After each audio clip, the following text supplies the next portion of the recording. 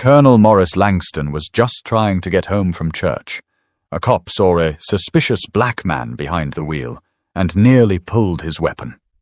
But what came after that traffic stop changed everything. The SUV eased onto the shoulder of Summerlin Drive, just outside Macon, Georgia, kicking up a bit of dust from the loose gravel. Colonel Morris Langston, recently retired from the U.S. Army, had just left Sunday service. He wasn't in uniform, hadn't been for a while now. Today, he wore what his wife called his off-duty dad look. A navy blue polo tucked neatly into pressed khaki slacks, loafers polished like he still had inspection. He didn't need to check the speedometer. He already knew. 33. The limit was 35. No missed lights, no lane swerves, no music thumping through the windows. Just him, a nearly empty road, and the feeling that something was off. That feeling was confirmed when the red and blue lights lit up behind him. Morris exhaled through his nose, slow and steady. Years of service taught him not to react too quickly. You assess. You stay composed. You don't escalate. He pulled over near an old convenience store that hadn't had a working ice machine in 5 years. A few folks sat under the front awning, nursing sodas and lottery tickets. As Morris put the car in park, he watched them glance over, then quickly look away. They didn't want to be involved. Not out here. Behind him, the cruiser door opened. The officer didn't rush. He moved with caution, like a man approaching a threat he didn't understand. Morris saw the hand placement, right hand resting close to the holster. That told him more than the badge or the name tag ever could. Morris lowered his window and placed both hands on the steering wheel, plain and visible. His tone was even, neutral. Afternoon, officer. The man didn't respond at first. He was tall, mid-30s maybe, buzz-cut with pale skin that had pinked slightly under the Georgia sun. His eyes flicked over the interior of the SUV, then back to Maurice. License and registration, the officer said curtly. Morris nodded once. Sure thing. My wallet is in my back pocket. Registration's in the glove compartment. The officer didn't say go ahead, just stared. Morris moved slowly, narrating each step. Reaching into my back pocket now. Here's the license. Opening the glove box. Registration's in the folder. He handed both over. The officer glanced at them, then back at Maurice. This your car? No, Maurice replied. It's my wife's. My name's on the insurance. The officer's stance shifted. His jaw flexed slightly. You got any proof of that? Maurice blinked. Her name's on the registration, Jennifer Langston. Doesn't mean you're not borrowing it without permission. Maurice tilted his head. With respect, officer, I just left church. You can call her if you like. The officer didn't move. He just kept staring. The kind of stare that tried to read more than words could offer. Maurice had seen that look in combat zones, when someone sized you up before deciding whether to trust you. But this wasn't a war zone. This was home. Step out of the vehicle for me, the officer said suddenly. Morris hesitated. On what grounds? You're being difficult. I'm answering your questions. Calmly. That's up for me to decide. Morris knew the danger in this moment. How fast things could go wrong, not because of what he'd done, but because of how someone felt. He took a deep breath and reached for the door handle, but just then, the officer's hand twitched near his holster. Maurice froze. Are you going to draw on me for opening my door? The officer didn't respond. His eyes narrowed. The silence thickened. People at the store were watching now, one with a phone held low in their lap, possibly recording. Maurice slowly let go of the handle and raised his hands again. Let's not do something we'll both regret, he said quietly. But before the officer could respond, the low whine of another cruiser broke the tension and backup pulled onto the gravel. The second cruiser rolled up behind the first, its engine purring as the driver's side door opened. Officer Denise Morales stepped out, mid-40s, short and sharp-featured, her hair pulled into a tight bun. She scanned the scene quickly, noting the tense posture of her colleague and the stillness of the man in the driver's seat. Trevin? She called calmly as she walked toward him. What's going on? Officer Trevin Doss didn't answer right away. His shoulders were tight, one hand still hovering close to his firearm. He didn't look at her. He just kept his eyes locked on Morris, who still had both hands up, gripping the top of the steering wheel. "This man's being uncooperative," Doss said finally, "refusing to exit the vehicle." Morales glanced at Maurice, then back at Doss. "Did he threaten you?" "No," Doss admitted. "But the vehicle doesn't belong to him." Maurice spoke up, keeping his voice measured. "It's my wife's SUV. I offered ID and registration. Officer Doss didn't accept that." Morales stepped a little closer, angling her body to see Maurice's face better. "Sir, can I ask your name?" "Colonel Maurice Langston. Retired. My license is in your partner's hand. If he reads it, he'll see I live 5 minutes from here." The word colonel seemed to hang in the air.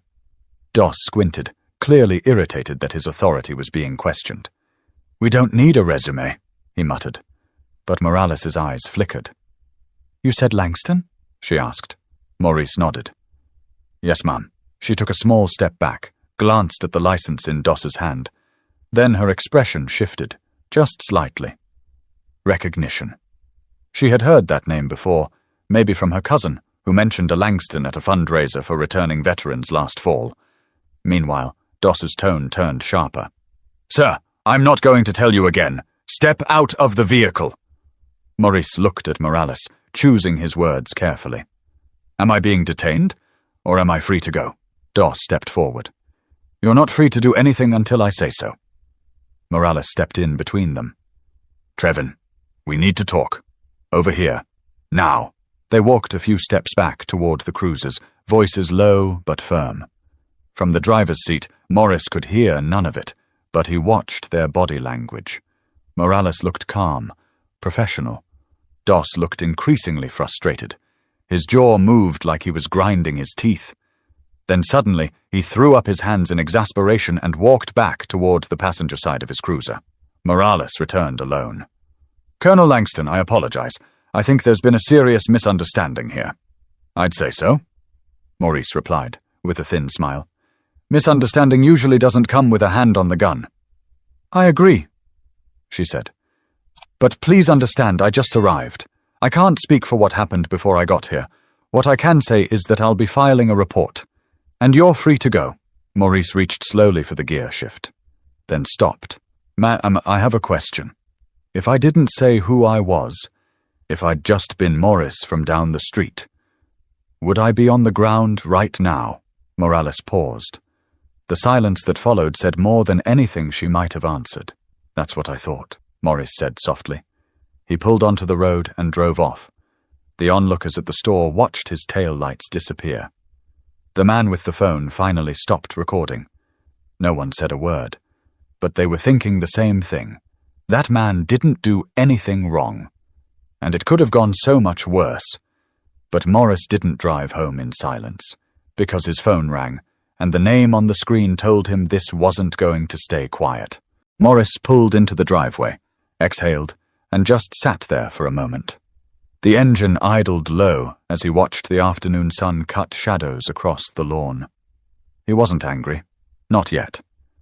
What he felt was something heavier, a weight behind the ribs, that quiet, familiar knowing that something had almost gone terribly wrong, and there wouldn't have been a rewind button.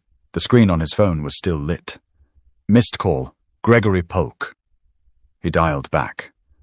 Greg answered before the first ring finished. "Maurice, you good?" "Define good," Maurice replied. "You okay, though? I heard something. One of my guys came through the scanner. Said your name came up in a call. With law enforcement." Maurice sighed. "Yeah. Got pulled over by a cop who thought I stole Jen's car." "You're kidding." "I wish." Greg was an old friend. Worked for the Bibb County Commissioner's office now, but they'd known each other since ROTC in college. He had a way of getting news before it hit the airwaves. "You were coming from Zion, right?" "Right. Just turned off Thomaston Road." There was a pause. "Maurice, did Trevin Doss pull you over?" Maurice straightened. "You know him?" "Everyone does. He's been counseled more times than I can count. He baits people, almost always black men. He's careful, but not smart." Morris gritted his teeth. He had his hand on his weapon before I even spoke. That doesn't surprise me. Listen, this isn't staying quiet. Morales was there, right? Yeah, she de-escalated it. Handled it right. Greg clicked his tongue. Still, word spreading. Someone filmed the last few minutes of it outside the corner store. It's going to hit Facebook before the sun sets. Maurice rubbed his temple. I didn't want this. I didn't do anything. You existing was enough for him to act like you did. There was silence. Greg continued. Come down to my office tomorrow. We need to talk options. And Maurice? Yeah? I don't care how calm you were. That could have gone sideways. I'm glad you're still here, man. That stuck with him. Still here. Like surviving a war zone in your own neighborhood. But Greg was right. The video did hit social media. Fast. Within 2 hours, someone tagged the local news station. Another tagged the police department's Facebook page. Then came the comments. Some folks just wanted to know what happened. Others demanded answers. And a few twisted it around, saying Morris must have done something to draw that kind of attention. He expected that. What he didn't expect was a call at 6:45 p.m. from someone inside the department. Colonel Langston? Yes. This is Lieutenant Brian Cargill with the Internal Affairs Division. Do you have a moment? Morris stepped into his home office and closed the door. I do. I want to begin by saying this isn't an official statement request, not yet. But I need to know, do you plan to file a complaint? Morris hesitated. Not because he wasn't sure what happened. He was crystal clear, but because he knew what it would mean. I haven't decided, he said finally. I understand. We'll be reviewing body cam footage tonight. I'll be in touch. Morris ended the call and looked out the window, past the driveway, where the SUV now sat parked and still. That car had gotten him home, but it could have been a whole different story. And the town? The town wasn't sleeping this off, because by morning the phone would ring again. But this time, it wouldn't be a friend. It would be a reporter. Jennifer Langston didn't say much when Morris told her what happened. She listened, arms crossed, leaning against the kitchen counter, her lips pressed into a thin, tight line. When he got to the part about the officer almost drawing his weapon, her hand clenched the edge of the counter so hard her knuckles turned white. I've been driving that car for years, she said, and I've never once been pulled over. Morris gave a soft nod. That's what I'm saying. Jennifer's voice dropped to a whisper, almost to herself. And if he had drawn on you. She couldn't finish. She just shook her head and stepped out of the room. The next morning, Morris sat across from Greg in the county building. 3rd floor, corner office that smelled faintly of old paper and burnt coffee. Greg had already pulled up the video. It was grainy but clear enough. You could see Morris's calm. You could see the posture of the officer. You could hear the tension, even without subtitles. This is going to light a fire, Greg said. You ready for that? Morris leaned back in his chair. I didn't ask for this. No, but it's here. The county had already received 3 written complaints from citizens who watched the video. A 4th came from an anonymous staffer at the local high school, someone who knew Jennifer from PTA meetings. The pressure was building, fast. By lunchtime, Police Chief Nolan Crenshaw held a private meeting with department leadership. We're in a bind, he said, standing at the head of the long table in the station's upstairs conference room. We've got a decorated veteran, well known in the community, saying he was profiled. Video's spreading. People are pissed. Captain Rick Doyle folded his arms. We're jumping to conclusions. Trevin says the guy was being evasive. That's textbook behavior for a stolen vehicle. Crenshaw's voice hardened. Evasive? He was going 33 in a 35. A few officers shifted in their chairs. No one met the chief's eyes. We've had this conversation before, Crenshaw said.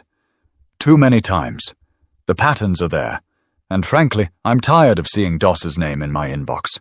Another officer, a younger one named Alan Griggs, cleared his throat. Sir, what do we do next? We're reviewing his body cam. Then we bring in Colonel Langston for an official statement. And if what we see matches what's already out there, we're suspending Doss pending a formal investigation. Captain Doyle let out a small scoff. "We're really going to toss one of our own under the bus over a PR mess?" Crenshaw glared at him. "We're not tossing anyone. We're holding people accountable. There's a difference." Across town, in living rooms and group texts, people were having their own conversations. "He's one of the good ones," a woman said during a small group meeting at a church near Vineville Avenue. "We've known Maurice for years. He helped fix our fence after that tornado." At a diner, two retired vets sat over coffee. One of them leaned in close. "You think this would have happened if he was white?" His friend didn't answer right away, just stared at the coffee swirling in his mug. And at the high school where Jennifer taught part-time, one of her colleagues, Mr. Keating, social studies, walked up to her in the break room. "Hey, Jen, just so you know, I saw the video. I'm really sorry. That shouldn't have happened." Jennifer gave him a small nod. It didn't just happen. Someone made it happen. But as more people started paying attention, the question shifted from, "Did this happen?" to, "What are we going to do about it?" By midweek, the video had been shared over 30,000 times. Not just in Georgia either. It reached as far as Texas, Ohio, even Oregon. Someone tagged a popular military veteran page, and suddenly Maurice's name was circulating among communities he didn't even know existed. But closer to home, things were more complicated. At a small protest on the courthouse steps, about 50 people showed up. Some held signs. A few wore army green in support of Morris. A local pastor led a prayer circle. And an older woman named Mrs. Claudine, who remembered Morris from her son's days in the ROTC, stood on the steps and said loud enough for the reporters to hear, "Some people need to be reminded. Wearing a uniform don't mean you're safe. It just means they hesitate a few seconds longer." That line made it onto the 6 o'clock news. Inside homes, it sparked even deeper conversations. White families who'd known the Langstons for years were asking themselves hard questions. Not because they'd been part of the problem, but because for the first time, they couldn't deny the problem existed. At a kitchen table on Chestnut Lane, a teenager named Travis looked at his mom after watching the news and asked, "Would that cop have pulled me over like that?" His mom hesitated. "No," she admitted. "I don't think he would have. So, why?" "I think," she said slowly, "we need to talk more about that." But not everyone was interested in listening. Online, a few loud voices pushed back. "This is just anti-police propaganda. He should have followed orders. Cops have a right to protect themselves." Maurice saw some of the comments. He didn't reply. Didn't need to. Because the truth didn't require debate. Back at the station, Chief Crenshaw made his move. He called a press conference. Standing stiff behind a podium, the town seal over his left shoulder, he addressed a room packed with reporters, community leaders, and concerned residents.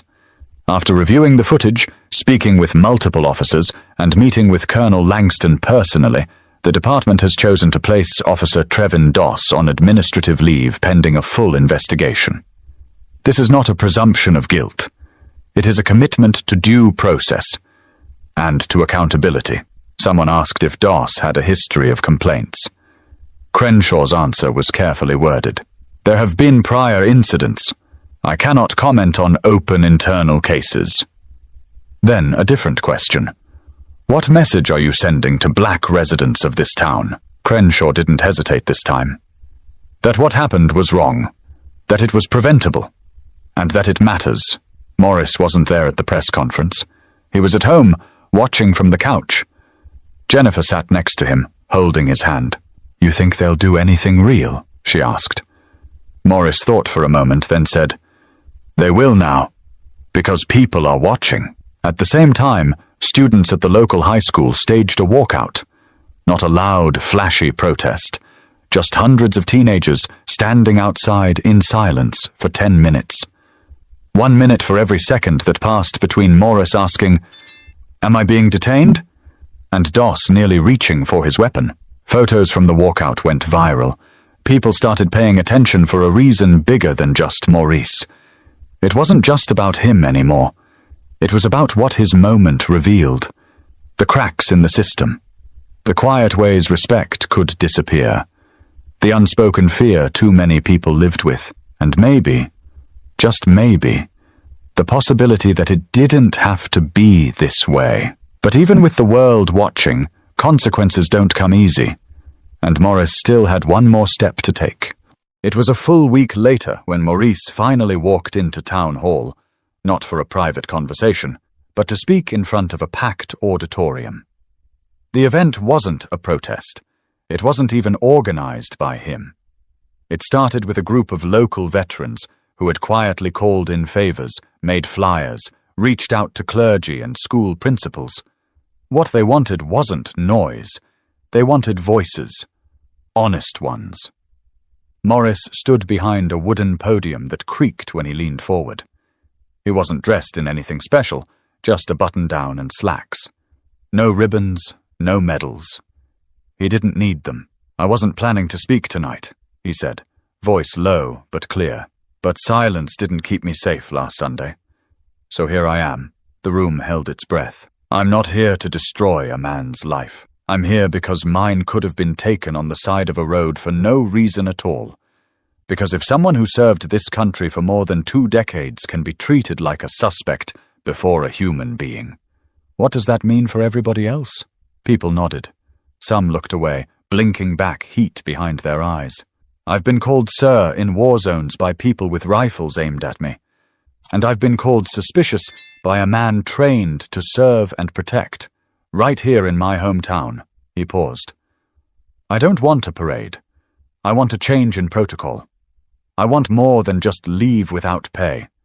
I want an apology, not just to me, but to every kid in this town who saw that video and thought, if it can happen to him, it can happen to me." A single clap broke out. Then another. Then a ripple of applause filled the room. It wasn't thunderous. It was steady.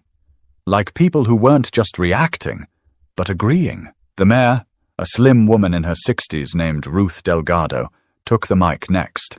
"I hear you," she said simply. "I hear all of you." She promised to push for a civilian oversight board. She committed to reviewing department training. She didn't make dramatic promises, but she didn't offer excuses either. Outside town hall, a group of young men who had never met Morris before approached him. "You said everything we wanted to say," one of them said. Maurice shook his head. "You don't need me to say it. You need to keep saying it." Meanwhile, Officer Trevin Doss was officially suspended. The department confirmed that past complaints, 5 in total, had been quietly dismissed over the last 3 years. Now each one was being reopened. A separate inquiry began to review whether any of those complaints were mishandled. For Doss, the road ahead looked uncertain. For the town, it was more than just one man's misconduct. It was the start of a reckoning. Departments that had gone unchecked for years were finally facing scrutiny. Leaders who once stayed silent found themselves answering questions they never thought they'd hear in public. Some community members resisted, called it overreaction, said the town was fine before all this. But even they couldn't pretend the atmosphere hadn't changed. One afternoon, about 2 weeks later, Jennifer and Maurice went to the grocery store. Near the checkout, a woman they didn't recognize approached them. "I watched your speech," she said. "I don't know what it's like, but I just wanted to say, I'm glad you're still here." Morris gave a small smile. "So am I." And he meant it. Not because things were perfect now, not because the fight was over, but because something had cracked open and light was starting to get through. But change isn't just about a moment. It's about what you do after. And Morris wasn't done. Not yet. 1 year later, Maurice stood in front of a different kind of room. This one was quiet, clean, well lit. The classroom at the Macon Police Training Facility didn't have rows of chairs like Town Hall. It had desks, real ones, with notepads, water bottles, and nervous young recruits who'd been up since 5 o'clock a.m. Morris scanned the faces in front of him. Most were in their 20s. A few older. Black, white, Latino. Some looked eager. Others looked guarded. All of them were watching him. He cleared his throat. "My name is Maurice Langston," I'm not here today as a former colonel. I'm not here as the guy from that video. I'm here because I was asked to speak to you about something simple. How you treat people.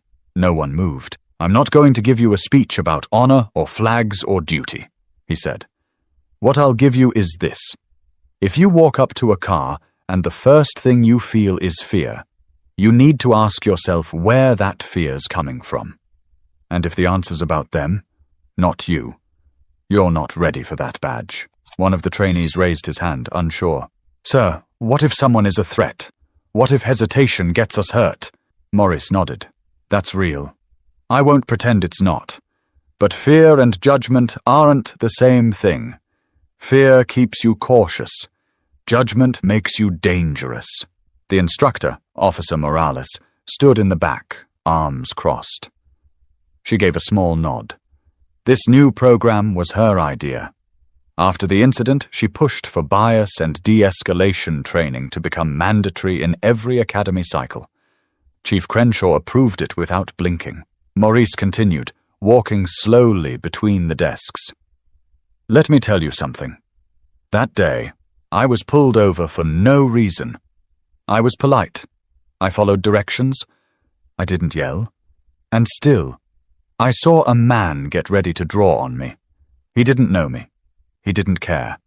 He saw a black man in a car he thought didn't belong. He stopped near the front of the room. You do that to the wrong person, and somebody ends up dead. And then it's not a training scenario anymore. It's your life, your name, your face on the screen. The silence grew heavy. Then he broke it. But it doesn't have to be that way. You can choose better. Every day, every stop, every interaction, you can choose not to treat people like suspects before they speak. After the session, one of the recruits, a young black man named Deshaun Phelps, caught up to him in the hallway. Sir, can I ask you something? Sure. Deshaun shifted his weight. Why'd you agree to do this, after everything that happened? I don't know if I could walk in here. Morris looked at him for a long second. Because people like you are in this room. Because the change I want won't come from yelling at old minds. It's going to come from making sure the new ones don't repeat the same mistakes. Deshaun nodded slowly. I won't forget that. Back in the parking lot, Morris slipped into the driver's seat of the same SUV. He sat for a moment, watching the afternoon light fall across the dash. Then he started the engine. Jennifer called while he was still backing out. How'd it go? They listened, he said. Some of them really listened. She smiled through the phone. That's all we can hope for. Morris didn't respond right away. He thought about the past year. The speeches, the meetings, the long conversations with people who finally stopped defending what they didn't understand. The quiet apologies. The slow, careful steps forward. He pulled onto the road and said, almost to himself, it's not everything, but it's something. And sometimes something is where the change begins. If this story meant something to you, don't forget to like, subscribe, and share. Because stories like Morris's aren't just meant to be heard. They're meant to be remembered.